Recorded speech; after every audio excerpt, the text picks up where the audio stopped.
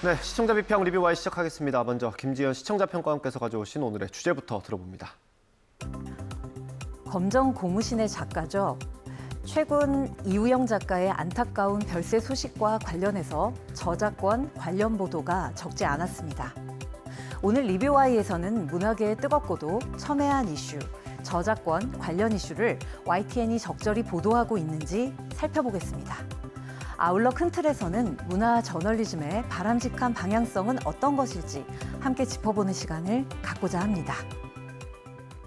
네, 오늘 YTN의 창작자 권리 보호에 대한 보도를 살펴볼 텐데 구체적으로 어떤 것부터 보면 되겠습니까? 네, 먼저 검정 고무신과 관련된 이우영 작가의 안타까운 죽음, 그 이면에 놓여 있는 저작권 분쟁의 문제를 짚어봐야겠죠. 네. 이런 불공정 계약을 적극적으로 알린 YTN의 보도, 우선 적지 않은 보도량으로 이 사안의 심각성을 전하면서 언론의 중차대한 역할을 수행해냈다는 점에서 긍정적으로 평가하고 싶습니다. 네, 일단 보도량 자체는 많았다고 봐주시는 것 같고요. 내용은 좀 어땠습니까? 구체적인 보도 내용을 보면요. 이우영 작가의 별세 소식을 전한 첫 보도가 3월 12일이었죠. 저작권 분쟁이라는 사건의 경위를 전한 후속 보도가 또 당일 이어졌고요. 이후 3월 15일에는 문화체육관광부가 불공정 계약을 막기 위해 만화 분야 표준 계약서의 2차적 저작물 관련 내용을 구체적으로 넣을 계획이라는 정부 정책 관련 보도가, 또 저작권법 개정안이 국회에 계류 중이라는 3월 19일 보도도 이어졌습니다.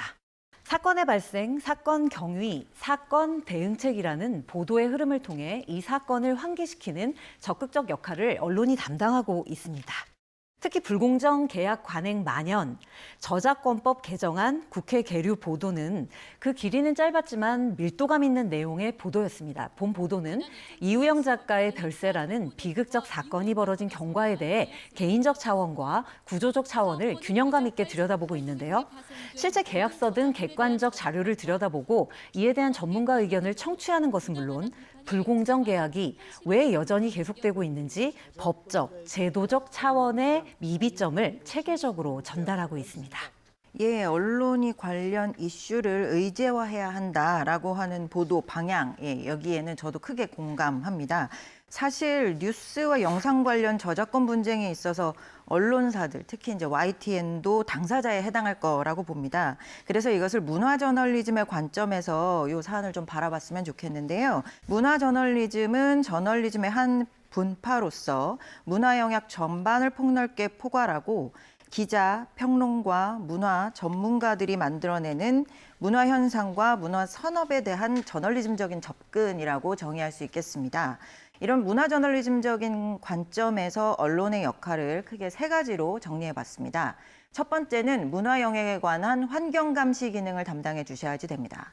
두 번째, 문화 영향력 진단과 해석 역할을 담당해 주셔야 합니다. 세 번째는 제도적 보완점 개선을 위한 공론장 역할을 부탁드립니다. 앞으로 이 세 가지 부분을 문화예술 분야 보도를 하면서 특별히 YTN이 유념해 주시길 부탁드립니다. 네. 이게 오래된 관행일수록 고치려면 공론화가 필요할 테고요. 그러면 언론이 역할을 해야 될 텐데 중요할 것 같습니다.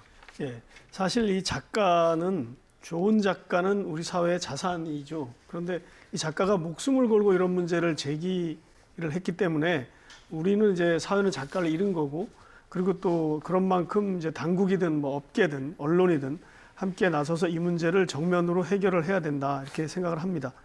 사실 그리고 이제 이우영 작가와 계약한 그 출판사는 또 여러 경로를 통해서 출판사 나름대로 어려움이 있다 이렇게 얘기를 했습니다. 그런데 전체적으로 이번 사건을 계기로 그 창작자들, 작가들의 얘기를 들어보면 전체적으로 작가가 여전히 약자인 것은 사실인 것 같습니다. 현재 이제 대책위원회가 구성이 됐고 아직 이게 문제가 해결되지 않은 만큼 이 과정을 앞으로도 언론이 계속 지켜보고 또 주목하고 취재를 해야 될 것 같습니다. 하나 더 주목하고 싶은 부분은 이제 최근에는 이제 젊은 작가 지망생들이 소설가든 만화가든 인터넷 플랫폼을 통해서 이렇게 데뷔를 하는 경우도 많이 있는데요. 이런 부분에서 이제 인터넷 대기업들이 과연 그 우월적 지위를 남용하고 있지 않은지 이런 부분도 언론에서 미리 살펴봐야 될 것 같다 이런 생각을 하게 됐습니다. 예. 문화예술계 보도하면 K 콘텐츠 보도가 빠질 수 없을 것 같은데 화려한 부분이 많이 부각이 되고 있고요. 그럼에도 불구하고 좀 어두운 이면이 있을 것 같은데 어떻습니까? 네. 코로나19 팬데믹을 기점으로 미디어 영역에서 급속도로 성장한 분야가 OTT일 것입니다. 최근 한국 드라마, 한국 영화의 인기와 더불어서 이 콘텐츠를 접하고자 하는 이런 시청자들이 전 세계 곳곳에서 늘고 있는 것도 사실이고요. 그런데 이와 더불어서 인기 콘텐츠를 복제한 후에 불법 유통해서 저작권을 침해하는 사례들도 속출하고 있습니다. YTN은 이러한 현상을 포착해서 보도해 주셨습니다. 최신 드라마가 다 공짜, 속타는 OTT, 배경과 대책은 이 보도에서는 스튜디오에 대중문화 평론가이신 김헌식 님이 출연하셔서요. 상황의 심각성을 진단하고 대응 대책에 대해서 짚어보는 아주 의미 있는 시간을 가져주셨습니다. 특히 올바른 저작권 문화 생태계 조성을 위해서 이용자들의 자발적인 실천과 노력이 필요하다는 점을 제시해 주셔서 굉장히 인상적이었습니다. 네. 뭐 모든 분야가 그렇지만 저처럼 문화 분야를 잘 모르면 전문가 출연하는 게 참 도움이 많이 되더라고요. 네, 그렇습니다. 그런데 이런 YTN의 자랑인 전문 패널 출연이 문화 영역 보도에서는 많이 보이지 않아서 좀 아쉬웠습니다. 사실 저작권 관련 불공정 계약 이슈가 하루 이틀 제기된 문제는 아닙니다. 또 빠르게 변화하고 있는 미디어 환경과 국제 문화 교류 환경에 맞춰서 국내 창작자들을 보호하고 육성하기 위해서는 제도 개선이 굉장히 시급한 상황입니다. 국제적인 저작권 기준과 국내 기준을 비교해서 발빠르게 수준을 조율하는 것도 필요한 상황이고요. 시청자들이 각계 현장 상황에 대한 정확한 정보 파악을 토대로 여론을 형성하고 또 제도 정비와 정책 마련에 힘을 실을 수 있도록 YTN이 전문 패널 확보와 심층 해설, 또 대담 프로그램 편성에 힘써 주시길 부탁드립니다. 네. 창작자가 직접 나와서 이렇게 대변하는 적도 있었던 것 같은데 어땠습니까? 네, 구름빵 백희나 작가에게 듣는 창작자의 권리는 대담은 단연 돋보였습니다.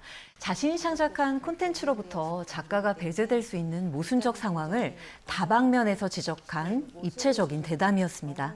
저작권 분쟁 소송이 기업과 개인이라는 다윗과 골리앗의 싸움이라는 점 때문에 작가 일방에게 불공정한 독소 조약을 담은 계약의 관행들이 반복될 수밖에 없는 구조적 모순을 지적한 의미 있는 대담이었는데요. 무엇보다 창작 권리에 대한 사회적 인식이 재정립되어야 한다는 점을 관련 문제의 중요 당사자이자 권위 있는 스피커의 입을 빌어 직접 전하고 있다는 점이 대담의 무게를 높였습니다. 예, 또 하나 눈에 띄는 보도가 있었는데요. 스페인서 저작권료 받은 옥겜 황동혁, 저작권법 개정 급선무. 이 보도에서는 OTT나 TV, 인터넷 TV로 방영된 데 따른 수익을 정산받은 이 사실을 보도해 주셨습니다. 저작권 정산을 받은 감독들의 의견도 또 정리해서 전달해 주셨는데요. 해외 저작권료 수령 소감의 발표라고 하는 이벤트에서 시작해서 업계 목소리를 직접 전달해 주시고요. 또 국내 제도의 문제점을 조명하고 제도 변화를 촉구하는 이 보도의 연속선상에서 굉장히 가뭄의 단비 같은 좋은 보도로 제 눈에 띄었습니다. 네, 여러 창작자의 목소리가 이처럼 담긴 보도들을 제가 보면서 저는 한편으로 좀 마음이 무거웠는데요. 무엇보다 문화를 온전히 문화로서 대하는 우리 사회의 인식이 중요하다는 생각이 들었습니다. 이를테면 문화가 만들어내는 경제적인 효과, 국가적 위상 등에 지나치게 경도되어 온 것은 아닌지, 즉 문화를 다른 영역의 수단으로 우리 사회가 인식해 온 것은 아닌지 인식의 점검이 필요하다는 생각이 들었습니다. 가전제치인 K 콘텐츠 수출 14조 돌파, 세계적 신드롬 비결은 보도를 예로 들 수 있을 텐데요.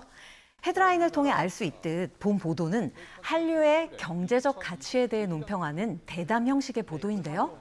문화 비평가와의 대담이라는 좋은 틀을 갖췄음에도 불구하고 경제적 효과에만 지나치게 치중한 나열식 대담 구조로 인해 문화 비평으로서 본질적 이슈까지 나아가지 못한 점이 매우 아쉬웠습니다. 예, 저도 아쉬운 점을 좀 더 이어서 살펴보면 문화 영역 관련 보도들이 경제적 성과 위주로 보도되고 있고 또 국제 어워드 수상 관련 소식이나 차트 진입 성과 위주의 단신으로 이루어지고 있다라고 하는 점들을 좀 아쉬운 점으로 꼽을 수 있겠습니다.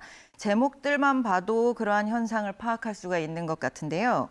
지난해 지식재산권 무역 다시 적자, 개인 부진 탓, 헤어질 결심, 아카데미 국제영어상 최종 후보 불발, 박찬욱 감독의 헤어질 결심, 영 아카데미도 불발, 문화 영역을 전반적으로 다루는 YTN 스타 보도도 크게 다르지 않았습니다. 멋지다 김은숙, 더 글로리 공개 3일 만에 넷플릭스 전 세계 1위. 뉴진스, 미 빌보드 글로벌 200석 K-팝 여성 아티스트 신기록.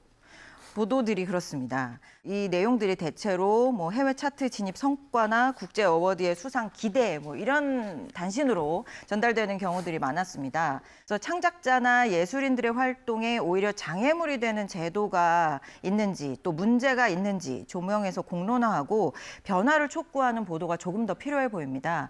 YTN이 문화 영역에서도 그 역할을 담당해 주시길 오늘 여러 번 부탁을 드리는데요. 예. 부탁드립니다.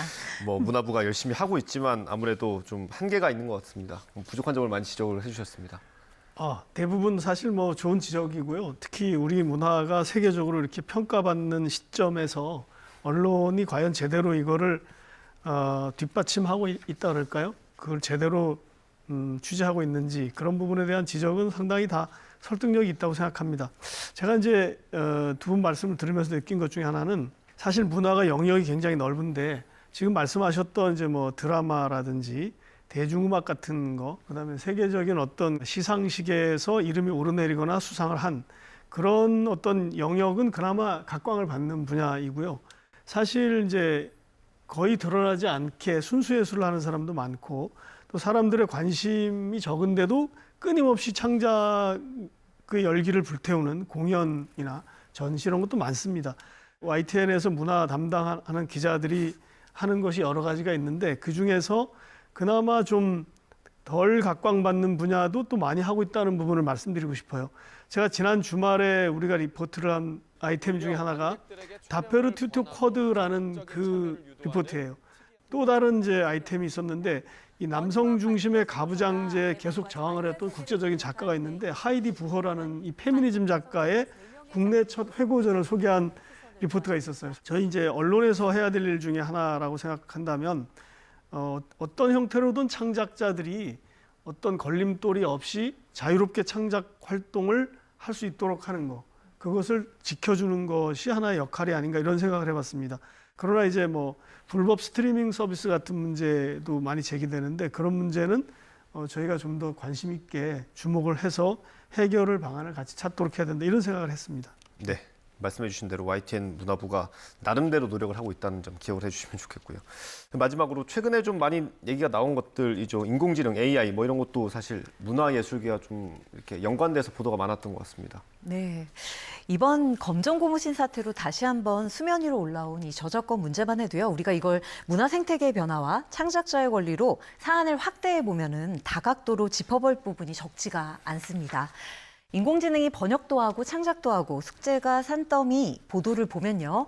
저작권 문제를 테크놀로지의 문제와 결부시켜 새로운 시각에서 검토해보는 계기를 시청자들에게 제공하고 있다는 점이 이게 장점인데요. 그러나 숙제가 산더미라는 헤드라인과 달리 보도 내용은 현황 전달에 그쳐 조금 또 아쉬운 부분이 있었습니다. 테크놀로지의 진화에 따른 창작 환경의 변화에 따라 창작의 영역을 어디까지로 우리가 인정해야 할지, 그렇다면 저작 등 그 권리 주체를 어디까지로 한정해야 할지 아니면 역으로 확대해야 될지 등에 대해서 전문가 대담이나 심층 보도 형식으로 이와 같은 보도들은 꾸며보는 것이 좀 더 적절하지 않을까 생각해 봤습니다. 예, 그렇습니다. 뭐 챗 GPT 열풍과 더불어서 문화계와 뭐 저작권 관련 분야에서도 인공지능 AI의 활동 결과물을 어떻게 취급해야 할지 주시하고 있는 그런 시점입니다. YTN에서는 이러한 논쟁이 되고 있다는 점을 잘 다루어 주셨습니다. 다만 AI 생성 이미지 저작권 없다. 이미지 배치는 인정. 미 당국 결정. 보도를 보면 작가가 행한 이미지의 선택, 배치는 저작권이 인정된다고 통보했다는 사실을 단신만으로만 전해주셔서 굉장히 아쉬웠습니다. 이와 관련해서는 심도 있는 취재와 해설이 좀 필요할 것으로 보이는데요. 예를 들면 사람이 그린 미술품을 인공지능이 복제한 경우, 또 인공지능이 번역해서 출판된 번역서, 또 심지어 인공지능이 창작한 이미지나 소설의 경우 저작권을 어떻게 볼 것인지와 관련된 그런 질문들이 새롭게 제기되고 있습니다. 이 부분에 대해서는 깊이 있는 취재와 해설이 좀 더 필요해 보입니다. 네, 이런 현상이 박사님이 말씀하신 대로 우리만의 문제가 아니라 세계적인 변화의 추세라는 점을 알 수가 있었는데요. 일본의 경우 인공지능으로 그린 첫 만화책이 출간이 돼서 창작성과 예술성 논란이 있다라는 보도도 있었고요.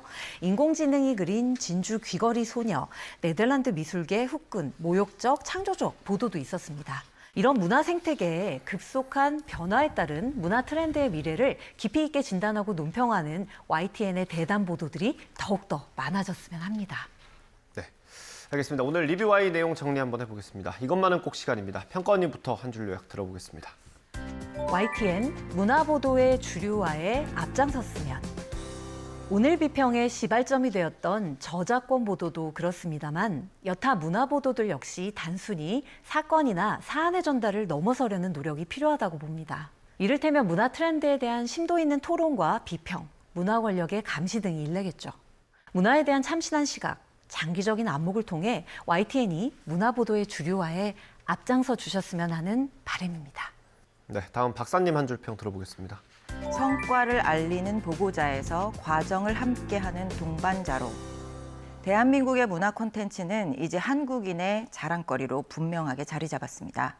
그러나 우리의 법과 제도가 창작자의 활동 의욕을 높이고 권익을 보호하는 데 충분히 그 역할을 다하고 있는가? 이 질문에 대해서는 긍정적인 답변을 하기 어렵습니다. 빠르게 변화하는 미디어 환경 속에서 실시간 문화 콘텐츠 교류가 일상인 지금, YTN이 문화 저널리즘의 주체로서 제도적 미비점을 함께 조명하고 공론장 역할을 해주시길 부탁드립니다. 네, 오늘 리뷰와의 순서는 여기서 마치도록 하겠습니다. 세 분 오늘 말씀 감사합니다. 수고하셨습니다.